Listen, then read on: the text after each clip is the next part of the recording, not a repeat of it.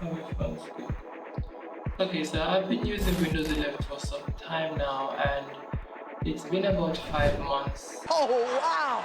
So I decided that I was gonna try out Windows 10 and see what I missed, because everybody has been using Windows 11 and Windows 10 is still the best operating system for older systems that doesn't support TPM 2.0, instead of having to run through a hack, so to speak, to install this operating system. Alright, now being Windows 11, there are a few things that I do like about it. So for example, if you have Windows open up here, you have this option at the top where you can just hover over this maximize icon, and it's going to show you the different ways that you can tile the windows, and it basically asks you which one to tile, and you can tile everything on the desktop just like that. That's pretty cool. So it has that cool option there. Microsoft Edge has this really cool feature as well that I do like, that's called web capture. Basically allows you to capture everything on a web page, no matter how long the web page is. So let's say I'm going to this website here, also that you can scroll along. So if you actually want to capture, let's say we have this website right here and you want to capture all of the page, what you can do is select the three little dots up here and you select web capture. It's gonna come up with this option, this little capture option here. You select capture full page. That basically captures everything and you can scroll up and down on it like a regular page, so it captures it all. That's a really nice feature and I like that. I do like the fact that Microsoft Edge's browser comes integrated with that option. When I'm using my computer, I use a external screen, and it's good when you can just right click on the desktop and you get the option where you can quickly change the resolution and so forth. Now I'm using a different version of Windows 11 that I talked about in an earlier video. This one is called Windows 11 Arctica, and when you right click on the desktop you get a lot of different options. You get more options than what you will get on the original version of Windows 11. So you have the option where you can change from dark theme to light theme here and so forth. And you get a lot of different options like control panel and so forth. That's one thing that I do like about this version of Windows 11 that I'm using. I'm really used to using Linux. So in previous version of Windows, I click on an option here and change the volume. But now you have to click on this and it brings up an entire different thing here. And if you want to select other audio devices, you have to select them from this option. And the transparency that most of these windows have, like say you open up the start menu here, and the little transparency and the flat looking windows, because the window here looks like it has a shadow around it. These flat looking windows look nice. Alright, so after using Linux for a while, one thing that has stuck on me, and it's the customization. And with Windows, when it comes to this taskbar here, it's a real pain because you can't drag things from the taskbar. Like if I'm trying to drag right now, I can't drag. I can't drag and drop anything on the taskbar either, and I can't drag anything out of the taskbar either.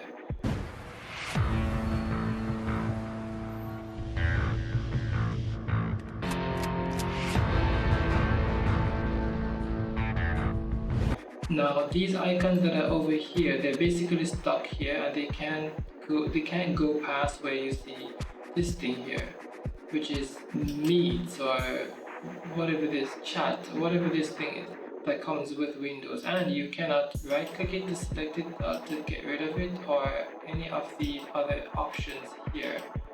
So I don't know, I think this taskbar is bugged and definitely needs to be updated. I'm gonna try installing Windows 10 and see what we missed out there, because I think the last update for Windows 10 was this month in May of 2022. So I think I'm gonna give it a shot and see if it's better than Windows 11. I haven't used Windows 10 in a while, so I don't know if there's anything over there that I'm missing, but I do know that when it comes to support for older systems, a Windows 10 installation should be good. I'm basically going to install this the regular way. Alright, so usually I did do a review on this before, but I'm just gonna go ahead and go through the process here once more. So we just type in Hyper-V, open it up.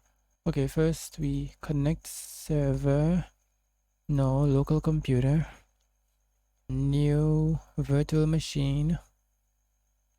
I'll just hit next. I believe that's the name, Windows 10. Next. Generation, I'll just leave this as it is. Memory, let's just change this to about, I love to give it 4 gigs, but I'm gonna give this one 6.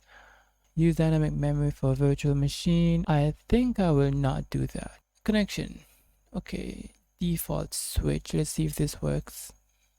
It's gonna save there. Do not give it so much space. You can just give it like 27 gigs if you want. Just don't give it any more than that. Install operating system. Where is the option for the ISO file? I think this should be it. Okay, let's see if this is gonna create, and let's see if we can just launch it. Well, I don't think so. I think I need to allocate some stuff first. Where were those settings again? Okay, maybe this is it.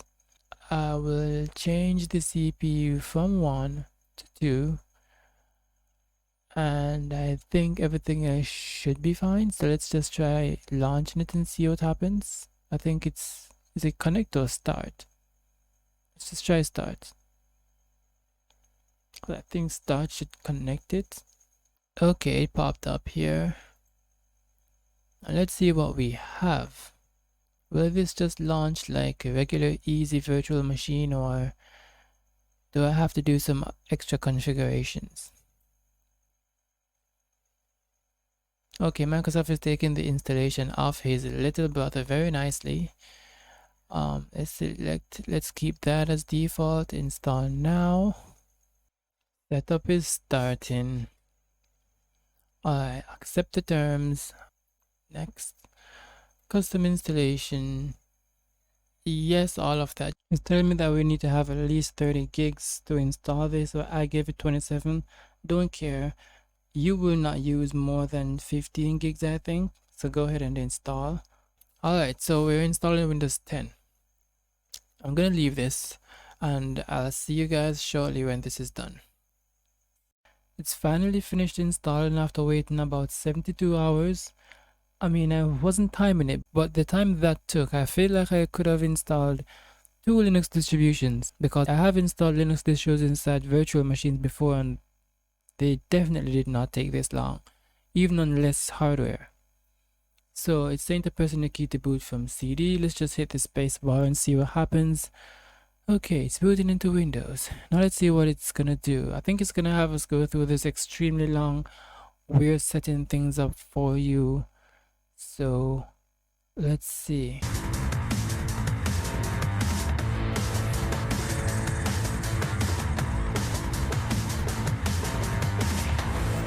Alright, so after waiting another 75 hours of just looking at getting started on the screen, it rebooted and we have Windows loading again. Now, I am obviously exaggerating about the hours, but it's a very long time. It took about a good 25 minutes to half an hour just sitting there.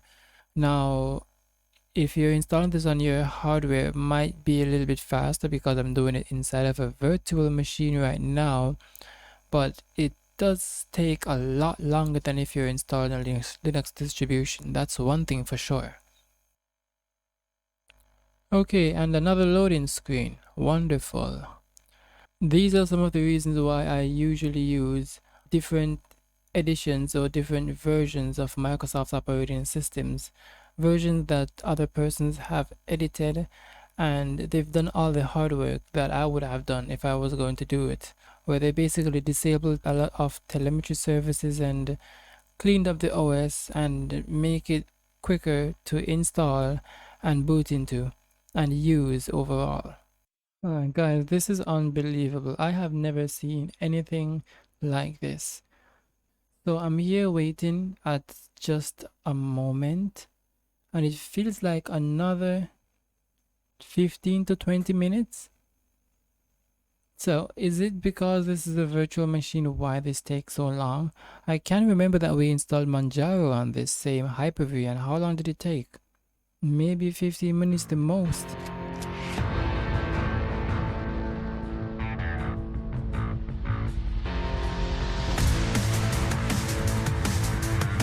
So if, okay, so it comes up to this.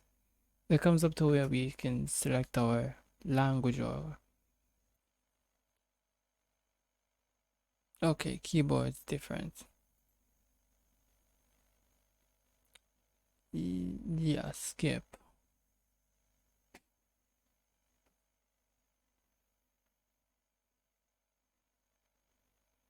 Oh wow, some important setup to do. What else that is there that you need to do? Don't you have enough time to do all of those stuff already? Damn. So let's leave this alone again, which I believe should be the last thing that you should have to wait on. Windows 10. Please don't turn off your device. It's like they know that you're gonna be impatient. They know. So why did they do it then? Why can't they just find another way to do things? Alright, it finally comes up to this. How would you like to set up? I don't know. Personal use or for an organization? Okay, personal use. Okay, so this is where it asks for an account. Offline account. Limited experience. Okay, let's just create a name here real quick.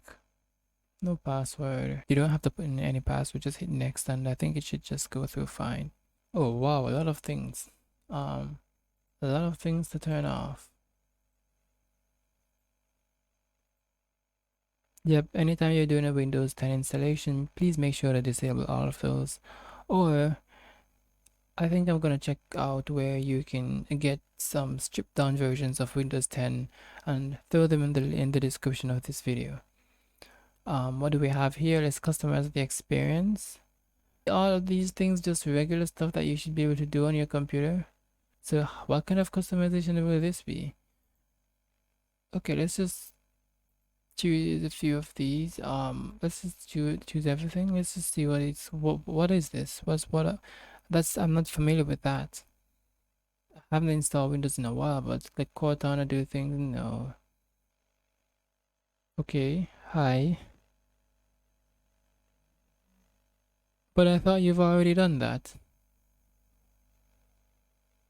I think it should be setting up like the desktop and so forth and the icons and themings and so forth, or based on the customizations that we just did, it should be. This might take several more minutes. And it's telling us please don't turn your PC off. Like they know that you just want to turn the PC off and install Linux, don't you? Oh wow, we're inside and it tells us about the network and this other thing about the pixels. Yeah, I would definitely put this to full screen. Connect. What is that going to do? Okay, not bad. It didn't crash it completely. That is not bad. I think that's the virtual machine doing stuff.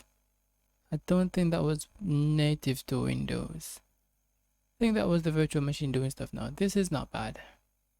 Okay, connection, no. Okay, yes. Okay, connection, yes. We have internet. So guys, remember, when I installed Linux, we did not have any internet and I tried multiple different distros. So we have internet here. And let's see what we have outside the box. This is what should basically hide the entire desktop. And I think you should have options where you can peek as well. This gives us our notifications. Our time is here. You'll click on this and it's going to give you the calendar. Windows Ink Workspace. I don't know what this is. The volume.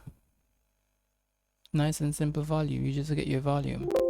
They haven't really gave us the option where you can just scroll, and I think that's very intuitive that they have implemented in most Linux distros where you can just scroll the volume. Yeah, Windows 11 definitely needs to get that. Our network is here. Okay, our network is good. It's connected. And Meet, they have it all the way over here in Windows 10, and in Windows 11 it's like you can't get rid of it. It's right here now.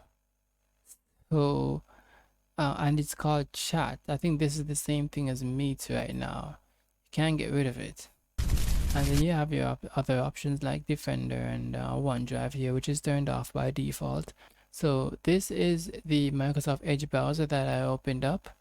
It wants to sync data, so no, we're gonna start without that. Continue without data, and just start browsing. And it wants us to select our theme, so we're gonna select the dark theme, of course, dark all over, and that should be it. Finished. And we do have a web capture. Yes, we do have a web capture option right here. Nice. Alright, just so it's not a specific Windows 11 thing. Things are not so polished like Windows 11, so we don't have any shadow. I mean, there's a little bit of shadow here, but it's a little more defined in Windows 11. The corners, these sharp edges, yeah, definitely Windows that are on Windows 11 looks better. Our start menu, so right over here, it looks very similar to Windows 11's one, but they put all the icons here. This is actually neater, guys. Guys, I missed this. So you don't have to actually hit a different thing to get to all of your apps. You just hit the Windows key, or you just hit the start menu and you get to all of your apps. This is a little better than the one on Windows 11. My personal preference there. You get a few extra things here. You can jump into documents, and I believe you can add extra options here, like if you want videos to be here and you want or music. I think that option should be there as well, but this is nicer. This is our settings. Now the first thing that I want to do is get rid of this extremely white interface. So I think we can find that in personalize and themes. Okay, I don't see dark theme here. Let's try colors. Okay, here dark, massive, transparency is on, dark orange as the accent. Nice. Okay, this isn't bad. Oh, show more used apps. Okay, but there's not much used apps here yet. We're not really gonna go through everything, just a few stuff, just to see how it compares to Windows 11. So these stop right here as usual.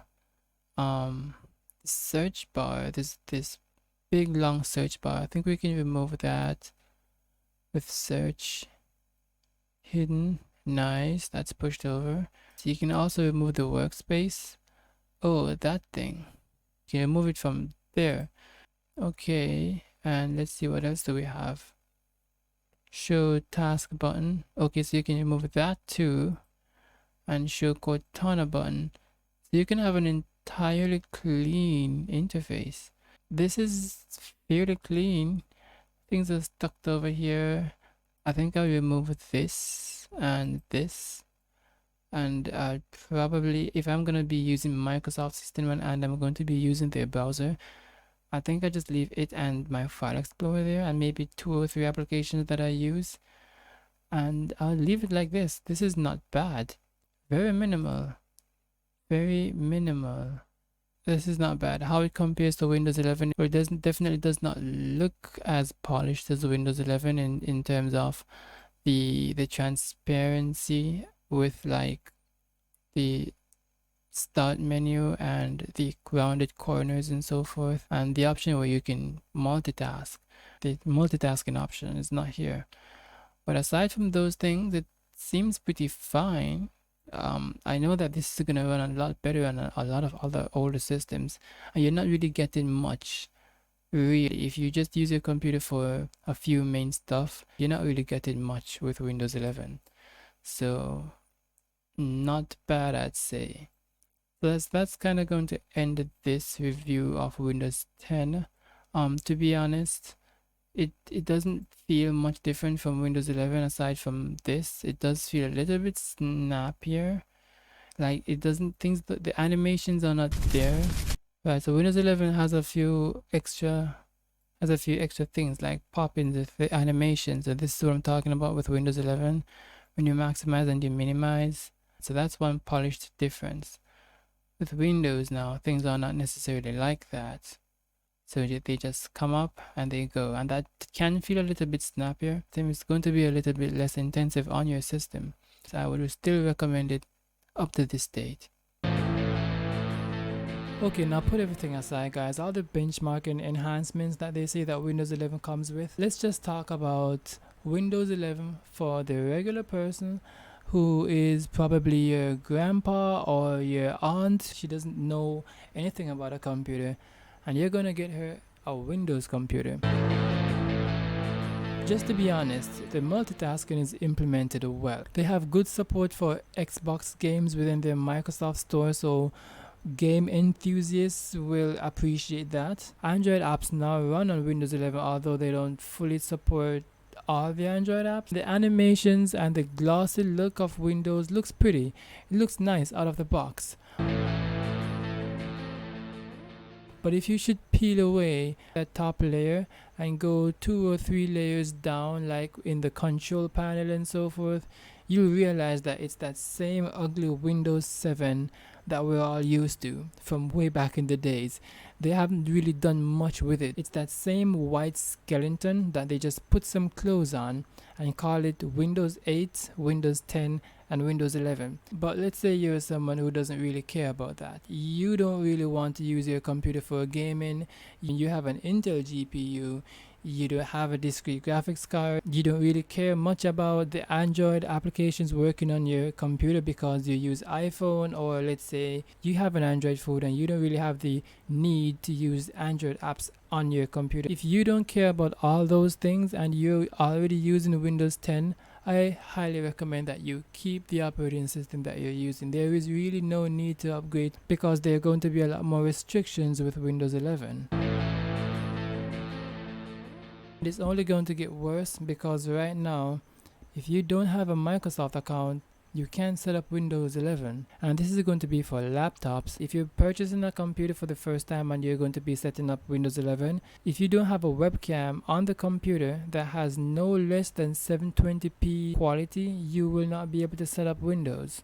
That's crazy. Like, why do you need to have a camera to set up the computer? Your privacy is totally not your own with Microsoft. If you're as paranoid about this as I am, then I would love it if you hit the subscribe button, drop a like on the video, and I'll see you in the next one. I hope you have a wonderful computing experience.